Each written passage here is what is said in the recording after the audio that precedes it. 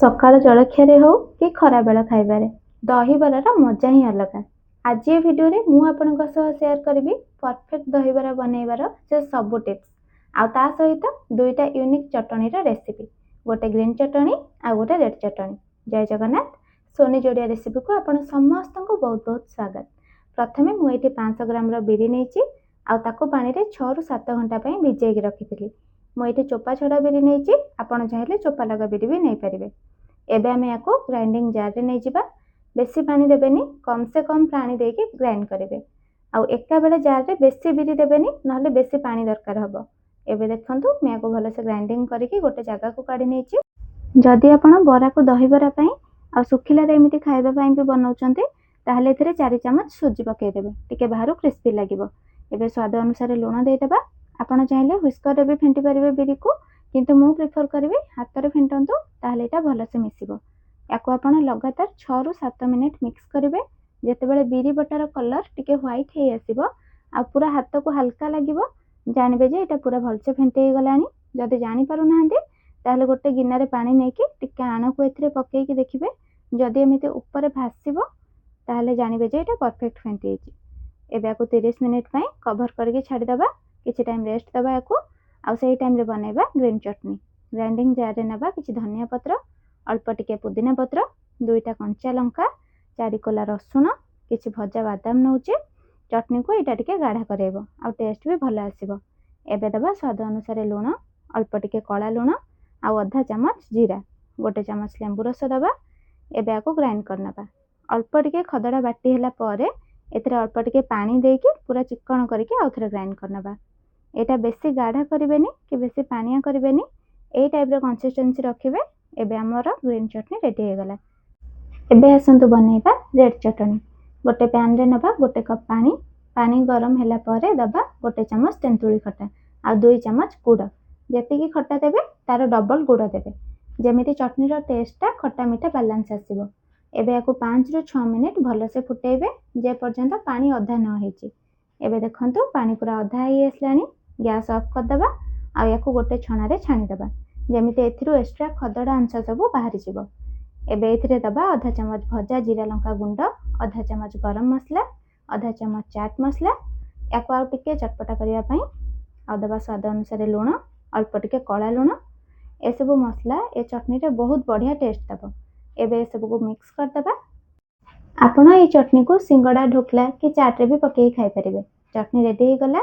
ଏବେ ଦେଖନ୍ତୁ ଏଠି ଗୋଟେ ଜାଗାରେ ମୁଁ ନେଇଛି ପାଖାପାଖି 1 ଲିଟର ଦହି। ବେଶୀ ଖଟା ଦହି ନେବେନି। ଏବେ ୟାକୁ ମିଶାଇ ଦେବା ଗୋଟେ ହୁଇସ୍କର ସାହାଯ୍ୟରେ, ଯେମିତି ଦହିରେ କିଛି ଲମ୍ପସ୍ ନ ରହିବ। ଦେଖନ୍ତୁ ବସା ଦହି ଟିକେ ଗାଢ଼ା ଥାଏ, କିନ୍ତୁ ତାକୁ ଭଲସେ ଫେଣ୍ଟିଲା ପରେ ତାର କନସିଷ୍ଟେନ୍ସିଟା ନର୍ମାଲ ଆସିଯାଏ। ଯଦି ଆପଣ ଖାଲି ଦହିବରା କରୁଛନ୍ତି, ତାହେଲେ ଦହିରେ ପାଣି ବେଶୀ ଦେବେନି। ଯେତେ ଗାଢ଼ା ରଖିବେ ଦହିକୁ, ସେତେ ଟେଷ୍ଟ ଭଲ ଆସିବ। ସ୍ୱାଦ ଅନୁସାରେ ଲୁଣ ଦେଇଦେବା, ଆଉ ଟିକେ କଳା ଲୁଣ ଦେଇଦେବା। ଏଇଠି ଲୁଣଟା ଦେଖିକି ବାଲାନ୍ସରେ ପକାଇବେ, କାହିଁକିନା ଆମେ 2 ପ୍ରକାର ଲୁଣ ପକାଉଛେ। ଏବେ ଏଇଥିରେ ଦେବା 2 ଚାମଚ ଚିନି। ଚିନିଟା ଏଠି ଟେଷ୍ଟକୁ ବାଲାନ୍ସ କରିବାକୁ ଦେଉଛେ, ତ ବେଶୀ ଚିନି ଦେବେନି। 1 ଲିଟର ଦହିରେ 2 ଚାମଚ ଚିନି ଯଥେଷ୍ଟ। ଏବେ ଦେଉଛି 1 ଚାମଚ ଅଦା ଲଙ୍କା ଛେଚା, 1 ଇଞ୍ଚ ଆମ୍ବ କଷି ଅଦା, ଆଉ 4ଟା ଲଙ୍କାକୁ ଛେଚିକି ନେଇଥିଲି। ଆମ୍ବ କଷି ଅଦାଟା ବହୁତ ବଢ଼ିଆ ଫ୍ଲେଭର ଆଉ ଟେଷ୍ଟ ଦେବ। ଯଦି ନାହିଁ, ତାହେଲେ ନର୍ମାଲ ଅଦା ବି ନେଇପାରିବେ। ଏବେ ଦେବା 1 ଚାମଚ ଭଜା ଜିରା ଲଙ୍କା ଗୁଣ୍ଡ, ଆଉ କିଛି ଫ୍ରେଶ୍ କଟା ଧନିଆ ପତ୍ର। ଭଲସେ ମିକ୍ସ କରିଦେବା। ଦେଖନ୍ତୁ ଏଠି ଦହି ଟିକେ ଗାଢ଼ା ରଖିଛି, ଯେମିତି ବରାରେ ଦହିଟା ଲାଗିକି ରହିବ। ଆପଣଙ୍କୁ ଯଦି ଦହି ଟିକେ ପତଳା ପସନ୍ଦ, ତାହେଲେ ଅଧା କପ୍ ପାଣି ଦେଇପାରିବେ। ଏବେ ଆମେ ଦହିକୁ ତଡ଼କା ବନେଇବା। ଗୋଟେ ପ୍ୟାନ୍ରେ ନେବା 3 ବଡ଼ ଚାମଚ ସୋରିଷ ତେଲ। ସୋରିଷ ତେଲଟା ଟେଷ୍ଟ ଭଲ ଆସିବ। ତେଲ ଗରମ ହେଲେ ଦେବା ସୋରିଷ। ସୋରିଷ ଫୁଟିଲେ ଅଧା ଚାମଚ ଜିରା, ଅଳ୍ପ ଟିକେ ହେଙ୍ଗୁ ଦେବା, ଆଉ କିଛି ଫ୍ରେଶ୍ ଭୃଷଙ୍ଗ ପତ୍ର। ଏବେ ଦେବା 4ଟା ଶୁଖିଲା ଲଙ୍କା। ସୋରିଷ ଫୁଟିଲା ପରେ ଗ୍ୟାସ୍ ପୁରା ସ୍ଲୋ ରଖିବେ, ଯେମିତି ଫୁଟଣ ପୋଡ଼ି ନଯିବ।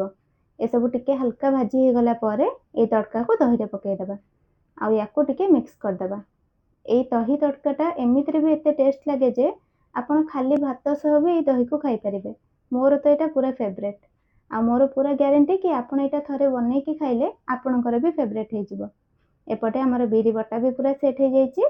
ଏବେ ଏଥିରେ ଦେବା 1 ଚାମଚ ଆମ୍ବ କଷି ଅଦା ଆଉ ଲଙ୍କା ଛେଚା, ଅଳ୍ପ ଟିକେ ଫ୍ରେଶ୍ କଟା ଭୃଷଙ୍ଗ ପତ୍ର।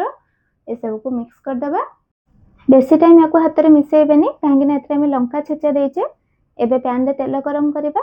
गैस फ्लेम मीडियम रखिए आउ अल्प टिके आणकु एमती तेल पकईकि देखिए देखो टिके टिके बबल्स आसुची माने तेलर टेम्परेचर पूरा ठीक अच्छी बेसी गरम करें तेल को।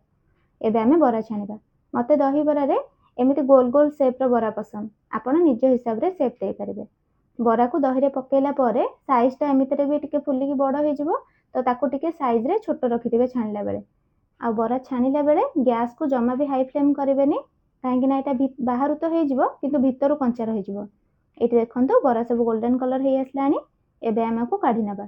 बरा को डायरेक्ट प्लेट को काढ़ेनि कि दही रे भी पकेबेनी। प्रथमे गोटे जगार हल्का उषुम पानी नेबे से टिके लुण पकईदेवे आ बरा को छाणिला परे डायरेक्ट से पानी रे ही पकईबे जेमिति बराटा टिके सॉफ्ट हो जिवो। सेम प्रोसेस रे बाकी सब बरा को छाणिके पकई देइछे। जेहेतु पानीटा दहीटू बहुत पतला थाए से बराटा पानी रे पकईले जल्दी सॉफ्ट हो जिवो। 15 मिनिट बरा पानी रे रहिला परे एबे आमे बरा को पानी रो छाणिके दही रे पकेइबा। जो बरा सब आमे फास्ट छाणिके रखिथिले ताको प्रथमे पकईदबा। हल्का हाथ रे याको प्रेस करके पानी बाहर करबा नहले बरा भांगी जिवो। आ दुईटा कथा एठी ध्यान देबे बरा को 15 मिनिट रो अधिक पानी रे रखिबेनी नहले बेसी नरमी जिवो।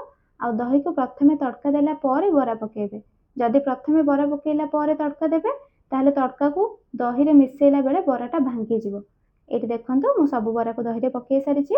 एबे आमे दही को बेसी घांटिके मिक्स करबानी काहेकि ना बरा हमर पूरा नरम अछि। एही प्रोसेस रे अल्प अल्प दही बरा ऊपर पकईकि मिसेई दबा। एबे देखंतु दही बरा हमर हे गला पूरा रेडी। एबे आसंतु एको पूरा दुकान स्टाइल ठोला रे सर्व करबा। बरा ऊपर भलसे दही पकई दबा आ ता ऊपर दबा हमर ग्रीन चटनी आ ता ऊपर दबा हमर रेड चटनी।